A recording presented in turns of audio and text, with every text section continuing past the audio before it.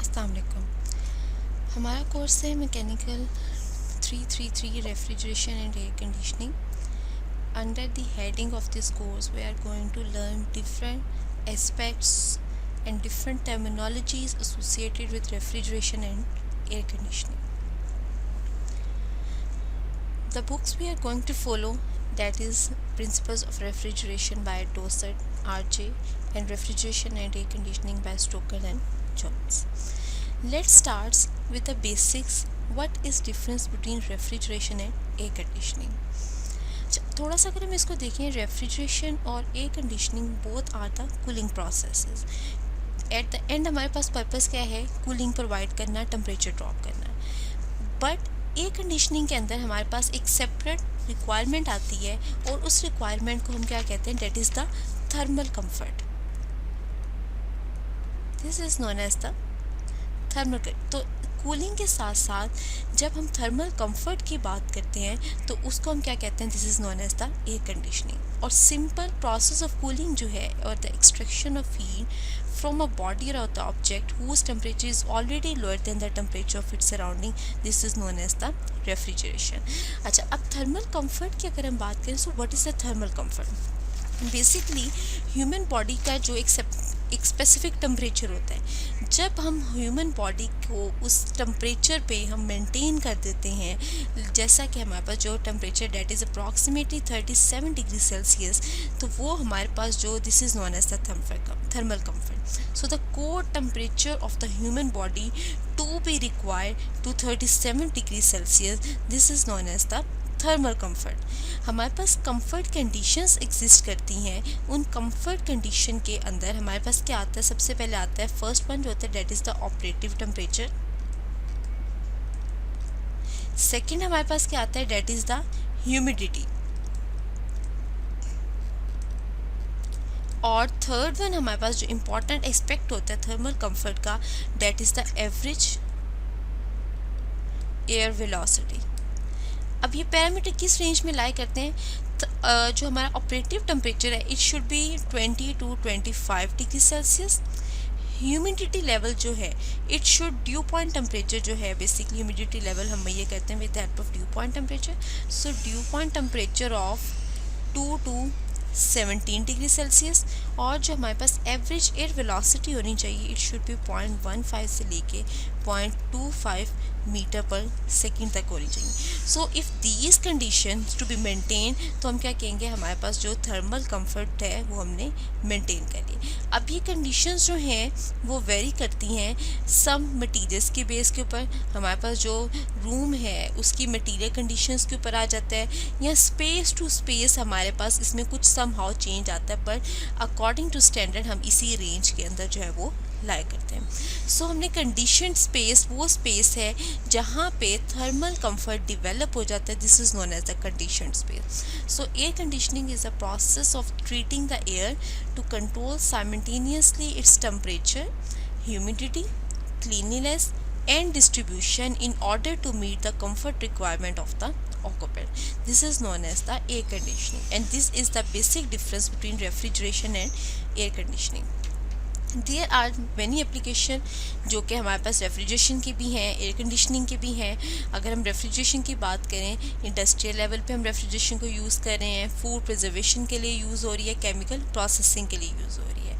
अब मैं अगर फूड प्रिजर्वेशन की बात करूँ, हमारे पास जो मीट वगैरह हैं, काफ़ी स्टोर्स हैं या हाइपर मार्केट्स हैं, वहाँ पे रेफ्रिजरेशन जो है उसकी रिक्वायरमेंट है. केमिकल प्रोसेसिंग के लिए जब एक्सोथर्मिक रिएक्शंस होते हैं, तो exothermic reactions produce larger amount of heat. उन एक्सोथर्मिक रिएक्शंस की जो लार्जर अमाउंट ऑफ हीट है उसको कूल डाउन करने, क्योंकि अगर हम उसको एज इट इज स्पेस में या एटमॉस्फेयर में छोड़ देंगे तो क्या होगा कि वहाँ पे वो हमारे लिए वहाँ पे डिफरेंट हेल्थ प्रॉब्लम कॉज कर सकती है. सेकेंडरी जो ज़्यादा हीट एक्सोथर्मिक रिएक्शंस हैं, जो जिस प्रोसेस जहाँ पे टेक प्लेस हो रहा है उसको भी डैमेज करता है. सो इस वजह से वहाँ पे हमें रिक्वायर्ड होता है.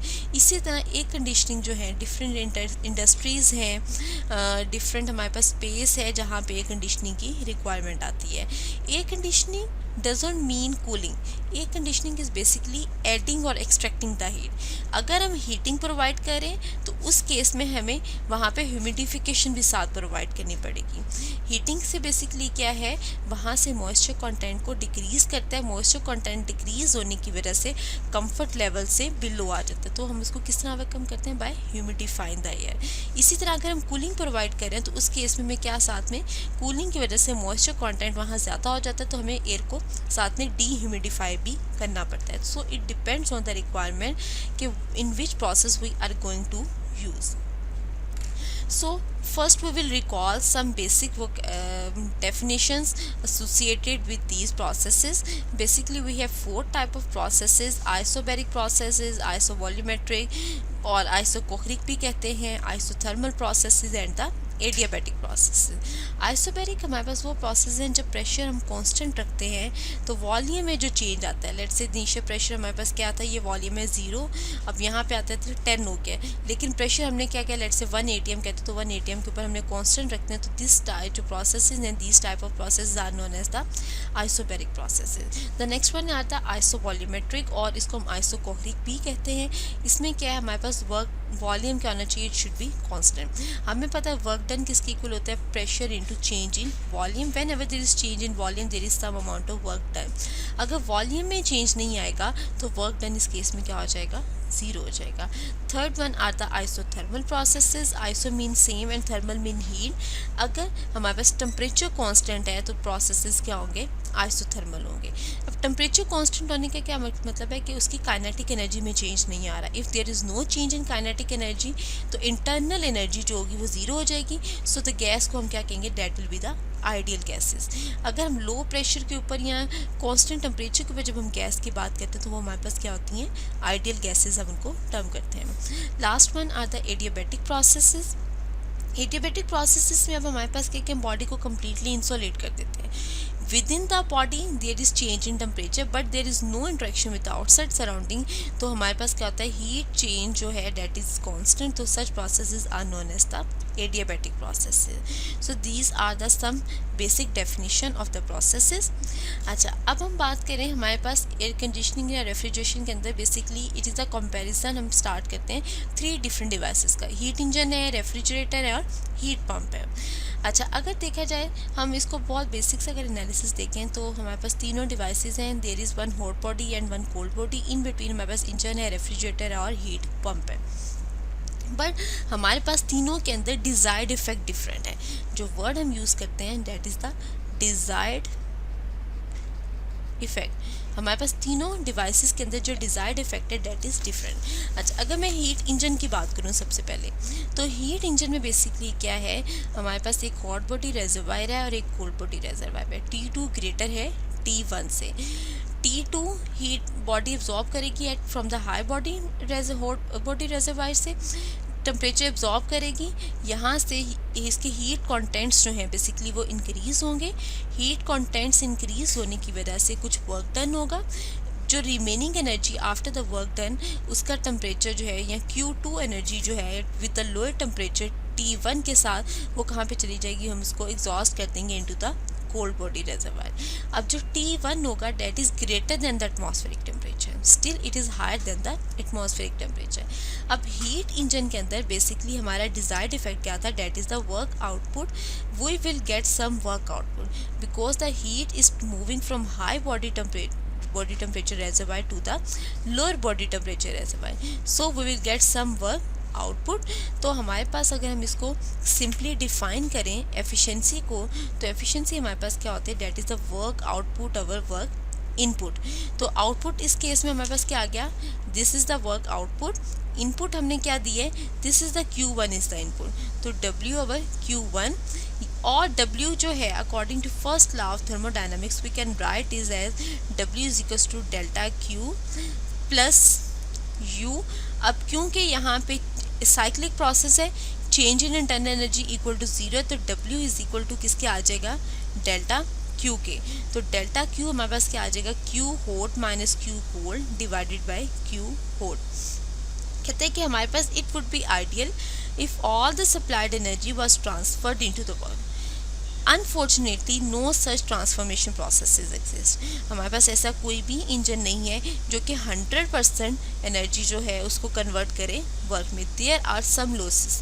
अब वो लॉसेस डिफरेंट पॉइंट्स पे एग्जिस्ट करते हैं। वो हमारे पास पाइपिंग में लॉसेस आ सकते हैं, विद इन द सिस्टम जो है पिस्टन सिलेंडर अरेंजमेंट के अंदर, उसकी वॉल्स में, सीलिंग्स में, फ्यूल ट्रांसमिशन लाइंस में। तो हमारे पास वो लॉसेस की वजह से एफिशिएंसी हमेशा it will be lesser than 100%। अच्छा, अब कार्नेट साइकिल जो है that is the ideal cycle.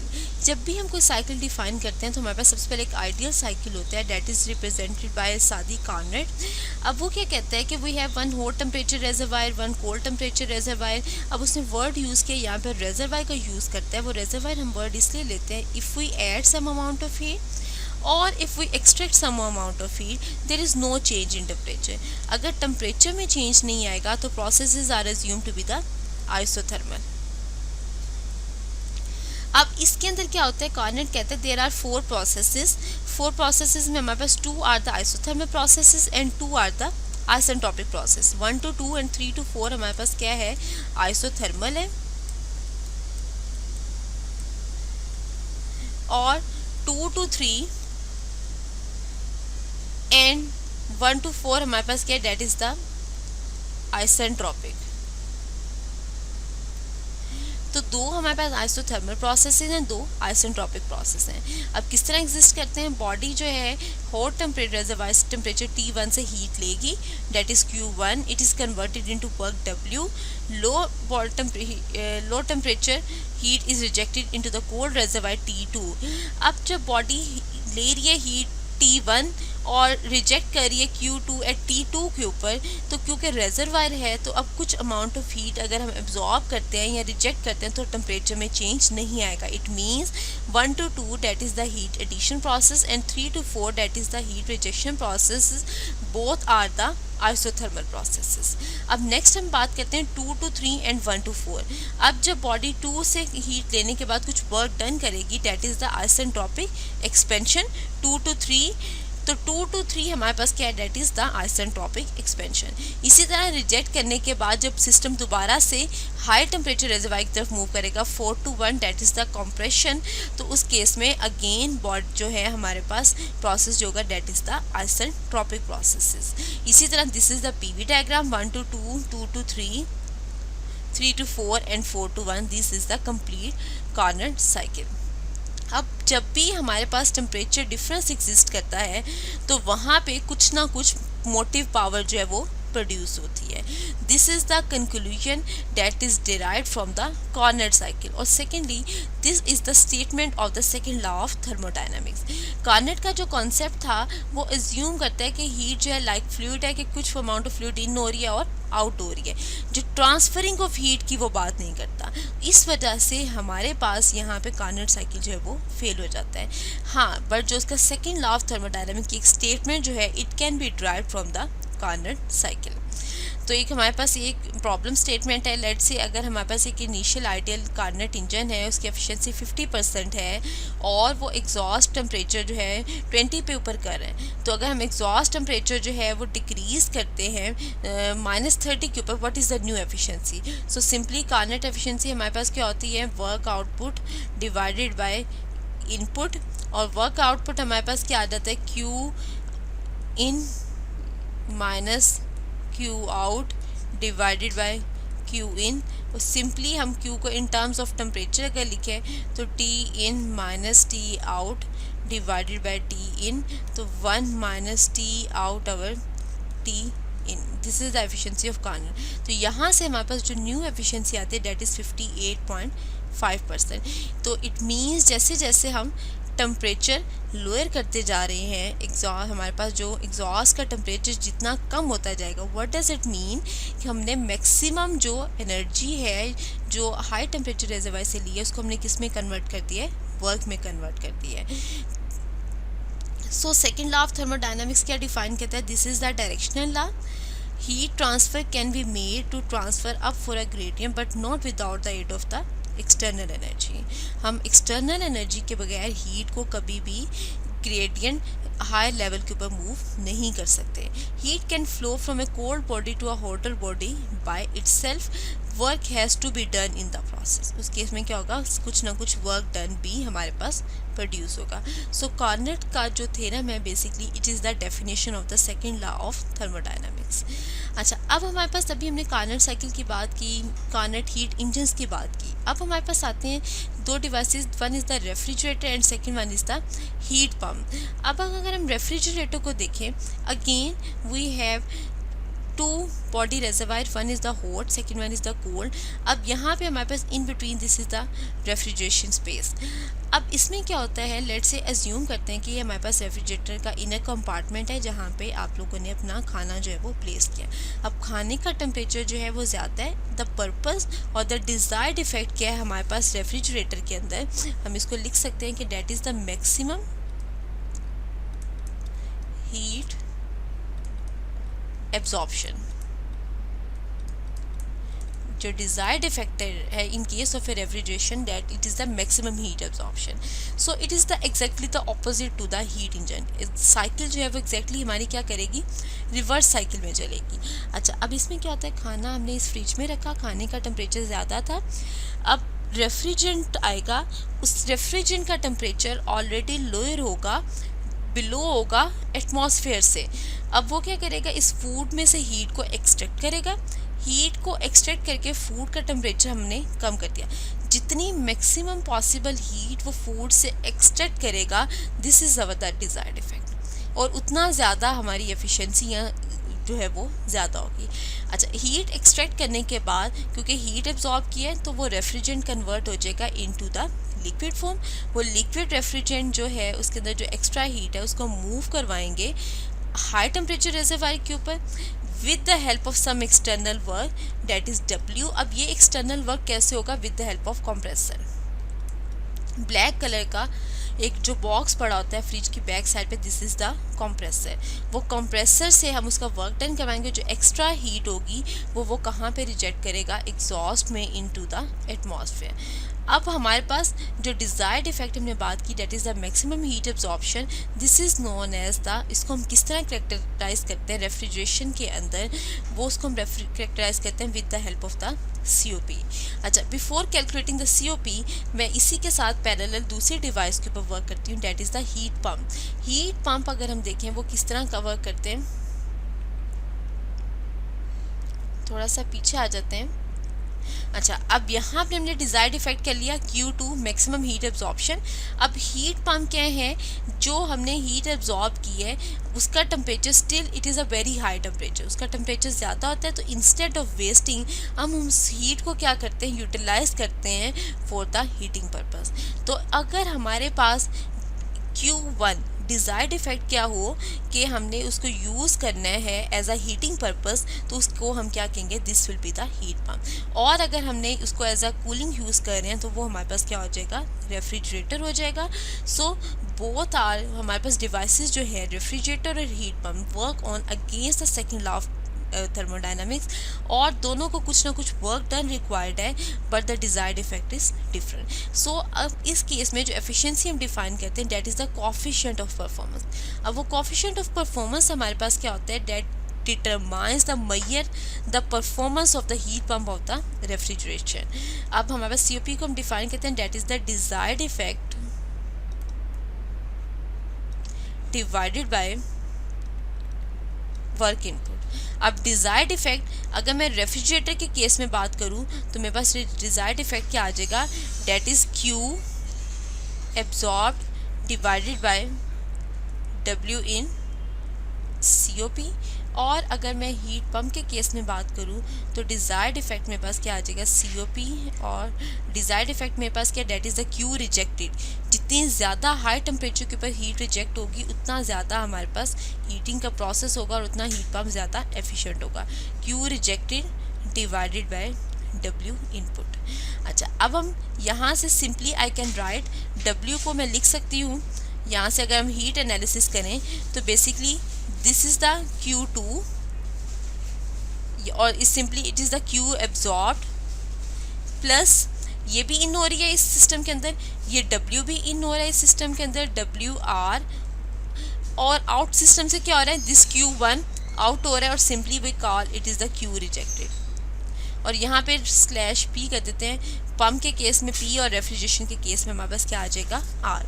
मैं दोबारा से एनालिसिस बता रही हूँ, हम एनर्जी बैलेंस करें। दिस इज़ द डिवाइस, इसमें इन क्या हो रहा है, Q2 जो एब्जॉर्ब किया वो भी इन हो रही है। ये Q2 कहाँ से एब्जॉर्ब की है, उस फूड से एब्जॉर्ब किया जो कि हमने रेफ्रिजरेटेड स्पेस के अंदर रखा था। प्लस ये WR जो है वर्क डन हम कर रहे हैं with the help of compressor, वो भी इस स्पेस के अंदर इन हो रहा है। इसी तरह पंप में बात करें, ये Q2 इन हो रही है, वर्क ऑफ पंप इन हो रहा है, आउट क्या हो रहा है Q1, यहाँ पे आउट क्या हो रहा है Q1। अच्छा, फर्दर हम इसको सिंप्लीफाई करें, COP ऑफ रेफ्रिजरेटर, तो वो मेरे पास क्या आ जाएगी Q एब्जॉर्ब। इसको मैं लिख सकती हूँ यहाँ से, मेरे पास COP Q absorb divided by W इन। और अगर मैं COP ऑफ पंप की बात करूँ यहाँ पे, तो Q रिजेक्टेड को हम लिख सकते हैं Q absorb plus W divided by W। अब Q एब्जॉर्ब्ड ओवर W, इसको हम फर्दर सिंप्लीफाई करें, Q absorbed over W plus 1। अब ये Q एब्जॉर्ब्ड ओवर W किसके इक्वल है, it is equal to the COP of refrigeration, COP R plus 1। So we can write जो pump की COP है that is equal to 1 plus COP of refrigeration. सो यहाँ से हमारे पास, और सिंपली इसको थोड़ा सा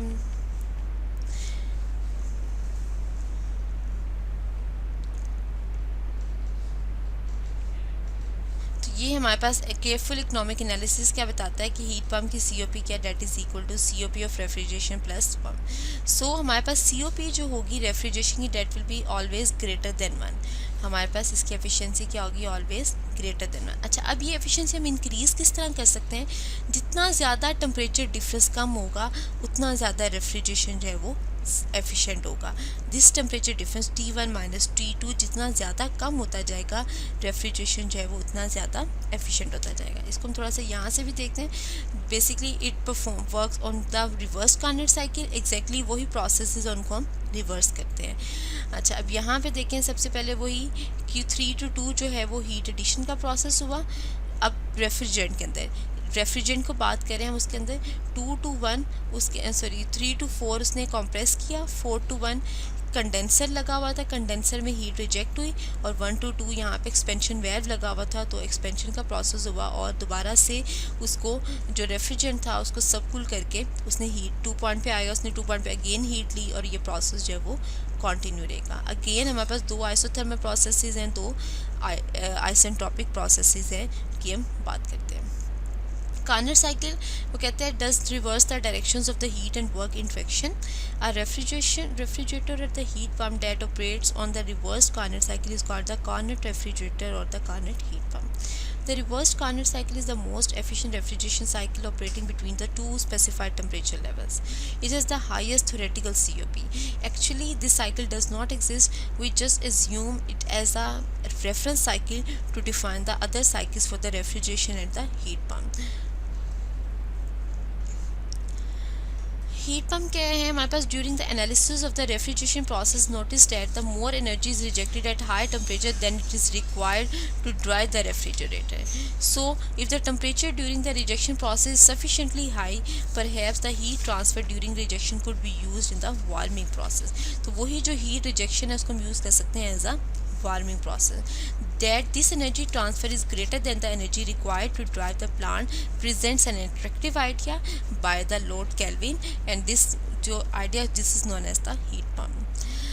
तो हमारे पास हीट पम्प में बात कर ली। डिज़ायर्ड इफेक्ट COP क्या होता है, desired effect our work input हमने सब डिस्कस कर लिया है हीट पम्प के अंदर। अच्छा, अब हीट प्रीवियसली क्या होता था, जब हमारे पास जो हीट हाई टेम्परेचर होता था, अगर हम उसको एज इट इज़ एटमॉस्फेयर के में नहीं एक्सपोज कर सकते थे, तो क्या होता था, एवेपोरेटर जो हैं वो evaporators are buried in the soil at a certain depth that absorbs the heat from the surrounding soil and delivers it to the condenser where the heat is rejected to the atmosphere.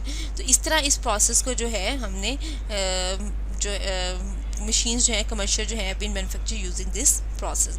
But heat pump has not gained wide acceptance as a heating system. It is the more complex, more difficult to run and more difficult to maintain than its the conventional counterpart. However, a decrease in fossil fuels available could encourage its further development and the more widespread use. हमारे पास क्या आता है, balance point आता है. Balance point basically क्या है, अगर हम थोड़ा सा इसको डिस्कस करें, हमारे पास एक होता है कैपेसिटी, किसी भी बिल्डिंग की कैपेसिटी. सेकंड हमारे पास क्या आता है, लोड की रिक्वायरमेंट. क्या हम जो उस कैपेसिटी के अकॉर्डिंगली हमारा जो एक्सटर्नल लोड है वो उसको फुलफिल कर रहा है या फिर नहीं कर रहा. So the point where the capacity और लोड डिमांड जो है वो इक्वल हो जाती हैं, उसको हम क्या कहते हैं, this is the balance point. अब मोस्टली जो बिल्डिंग्स हैं उनके लिए जो बैलेंस पॉइंट है वो किसके ऊपर डिपेंड, वो अप्रॉक्सीमेटली 37 डिग्री सेल्सियस की रेंज में लाई कर रहा होता है, 30 to 37 डिग्री सेल्सियस की रेंज में. अगर हम इसको डिफाइन करें, जैसे जैसे आउटसाइड टेम्परेचर जो है वो कम होता जाएगा, इट मीन्स हमारे पास रूम के अंदर हीटिंग की रिक्वायरमेंट क्या है, ज़्यादा होती जाएगी. टेम्परेचर ड्रॉप होगा, रूम हीटिंग रिक्वायरमेंट ज़्यादा होगी.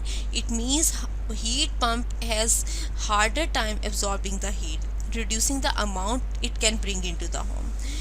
जैसे जैसे आउटसाइड टेम्परेचर ज़्यादा होता जाएगा, हीट पम्प जो है only sufficient alone it can be sufficient to provide the heating process. So हमारे पास at the point where the load and the capacity meets, जहाँ पे तो वो हमारे पास कहते हैं this is the balance point. अब above this balance point it means there is sufficient, हमारे पास जो हीट है वो एक्स्ट्रा है. Below this balance point it means हमें एक्स्ट्रा हीट रिक्वायर्ड है.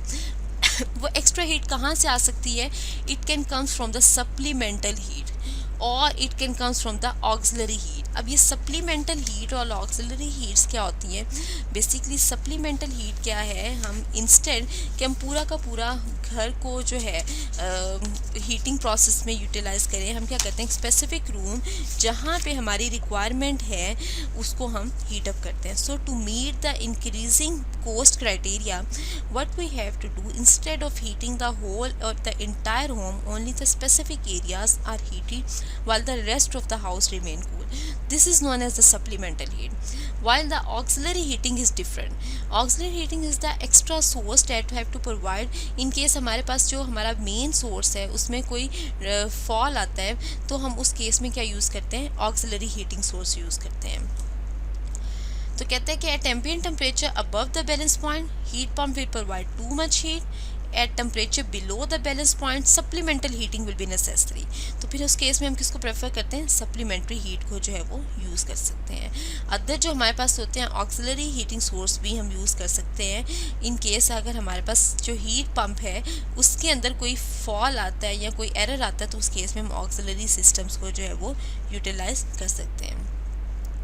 अच्छा, अब हीट पंप की सिलेक्शन क्राइटेरिया क्या होता है, सबसे पहले हमें लोड कैलकुलेशन करना पड़ता है. ये not only for the heat pump, instead for the air conditioning system first we have to calculate the load calculation कि आइदर वहाँ पे 1 टन का एसी सफिशेंट है, 2 टन 3 टन, वो हम कंप्लीट लोड कैलकुलेशन करते हैं. लोड कैलकुलेशन करने के बाद हमें आउटसाइड टेम्परेचर देखना पड़ता है कि हम उसको जिस पॉइंट के ऊपर इंस्टॉल कर रहे हैं वो क्या सिस्टम डायरेक्टली सन को फेस कर रहा है या ऑपोजिट है, या उसकी हमें कंडीशंस को स्पेसिफाई करना पड़ता है. नेक्स्ट हमें देखना पड़ता है उसका बैलेंस पॉइंट है कि बेसिकली बैलेंस पॉइंट कहाँ पे एग्जिस्ट करता है. और देन हमारे पास डिफरेंट टाइप के सप्लीमेंटल हीट्स जो है इफ़ कैन बी प्रोवाइडेड, तो वो कौन सा उसमें से बेस्ट होगा और हम एफिशिएंसी को किस तरह इंक्रीज़ कर सकते हैं. एक प्रॉब्लम देखते हैं, कहते हैं कि a motoring gas furnace can work a particularly 100% efficiency. अब 100% एफिशिएंसी का क्या मतलब है कि all the heat is converted into the work, और यहाँ जितनी भी 100% हीट है वो बर्निंग से उसको हम किस लिए यूज़ कर रहे हैं, हीटिंग पर्पज़ के लिए यूज़ कर रहे हैं. एज्यूम करते हैं हमने वहाँ पे हीट पंप लगाना है जिसकी एफिशिएंसी क्या है, 50% है आइडियल हीट पंप के. लेट्स से अगर मेरे पास एफिशिएंसी आइडियल की 100 है तो ये कितनी आ जाएगी, मेरे पास उसका 50% आ जाएगी. कहते हैं कि अगर इलेक्ट्रिसिटी कॉस्ट करिए हमें 3 times as much as per kilowatt hour as a gas, जब 100% एफिशिएंसी थी इसका 3 टाइम्स हमें कॉस्ट कर रही है. For the word range of the outside temperature is it advantageous to use the heat pump. और अगर इनसाइड टेम्परेचर मेरे पास कितना हमने मेंटेन किया 295 केल्विन मेंटेन किया है, तो वो कह रहा है कि हाँ जी बताएं आउटसाइड टेम्परेचर कितना होना चाहिए कि हम उसको हीट पंप को यूज़ कर सकें, या हम कब हीट पंप यूज़ करें और कब हमारे पास फर्नेस यूज़ करें। तो मैं यहाँ पे लिख सकती हूँ कि मेरे पास एफिशिएंसी किसकी इक्वल होती है, that is equal to T hot divided by T hot minus T cold. ये कितनी है 50%, this is the ideal efficiency, और ये कितनी है, that is the 50% of the ideal efficiency. और हमें अब यहाँ पे कितने 3 टाइम्स है, तो मेरे पास ये कितना आ जाएगा, डेट इज़ इक्वल टू 3। तो यहाँ पे अगर मैं पुट करूँ वैल्यूज़ 3 टी हॉट, यहाँ से मैं लिख सकती हूँ 0.5 1 डिवाइडेड बाय 1 माइनस टी, कितना है हमारे पास T hot 295, this is the, तो यहाँ से टी कोल्ड या टी हमारे पास कितना आ जाता है, टी की वैल्यू मेरे पास आ जाती है that approximately minus 27 degree Celsius और 45.8 केल्विन। इट मीन्स अगर हम बिलो करेंगे, इस टेम्परेचर से बिलो जाते जाएंगे, तो मेरे लिए पास क्या इफेक्टिव होगा, फर्नेस इफेक्टिव होगी। और अगर मैं इस टेम्परेचर से -27 से अबव बात करूंगी, तो हम किसको प्रेफर करेंगे, हीट पंप को। सो बिलो टी किसको प्रेफर करेंगे, गैस फर्नेस को, एंड अबव टी हम किसको प्रेफर करेंगे, हीट पंप को जो है वो प्रेफर करेंगे। इट मीन्स अभी हमने बात की थी कि हीट पंप कब इफेक्टिव होते हैं, जब हमारे पास ग्रेडियंट कम होता है, डेल्टा टी जितना कम होता है, तो इस वजह से हम यहाँ पे हमारे पास ये इसकी रिक्वायरमेंट आ जाती है। कहते हैं practically the reverse Carnot cycle can not be use for the refrigeration purpose as the adiabatic processes require very high speed operation. क्योंकि कार्नट साइकिल के अंदर 2 प्रोसेसेस थे, 2 are the isothermal and 2 are the adiabatic और the isentropic process है। किसी भी system के अंदर उसको एडियाबेटिक करने के लिए हमें उसकी हाई स्पीड रिक्वायर्ड होती है। इसी तरह आइसोथर्मल करने के लिए प्रोसेस को वेरी लो स्पीड के ऊपर ऑपरेट करना पड़ता है, तो both are not possible, that's why the Carnot cycle यहाँ पे फेल हो जाती है। तो हमारे पास there are some other cycles जिनको हम यूटिलाइज करते हैं। So this is all about the basics of the refrigeration, heat pump and the heat engine.